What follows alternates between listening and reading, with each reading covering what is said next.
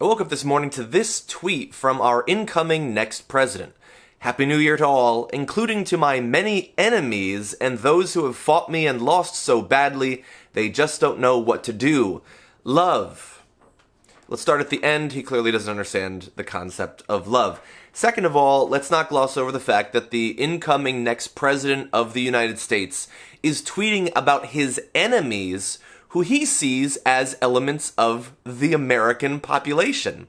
He sees American citizens as his enemies. And you might say, okay, well, we've had Nixon, I guess. I mean, we've had presidents who clearly suspected elements of American society.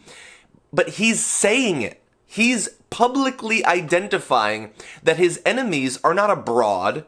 They're not foreign countries who might be trying to interfere with our country. No, they're the American people themselves. Now, he has tweeted like this before, of course, back before he was running for the presidency. So again, I sort of laughed off over the course of the past year this idea that he would eventually become more presidential after he moved past the primary. Of course, he's not going to do that. Now, you might ask, is it normal for a president to tweet like this? Well, I checked, and no, Washington never did, and Lincoln never did. It does seem a bit out of place, but not out of place for all people, just for presidents. There are a couple of groups of people who do tweet like this. One is 80s high school movie villains who the writers are attempting to make seem like the biggest possible douchebags would talk in this fashion, and so he would qualify as a very good 80s high school teen douchebag. And also authoritarian strongmen around the world definitely talk this way about elements of their own populations.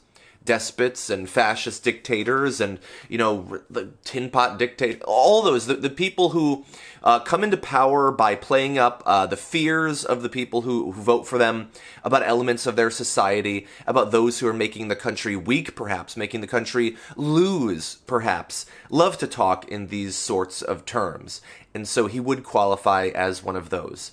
But at the end of the day, honestly, I can't get too mad about this tweet because while it is ridiculous that he would say something like that, he's not necessarily wrong about his having enemies, because I'll tell you this, I'm Donald Trump's fucking enemy. Because I stand on the side of American democracy and its continuation. I stand on the side of the American marginalized communities that he is already targeting in his social media activity and will almost certainly target as President of the United States. I am his enemy. I hope that many of you will serve over the next 4 or God forbid 8 years to be his enemy and to stop him from doing what clearly he's psychologically prepped to do.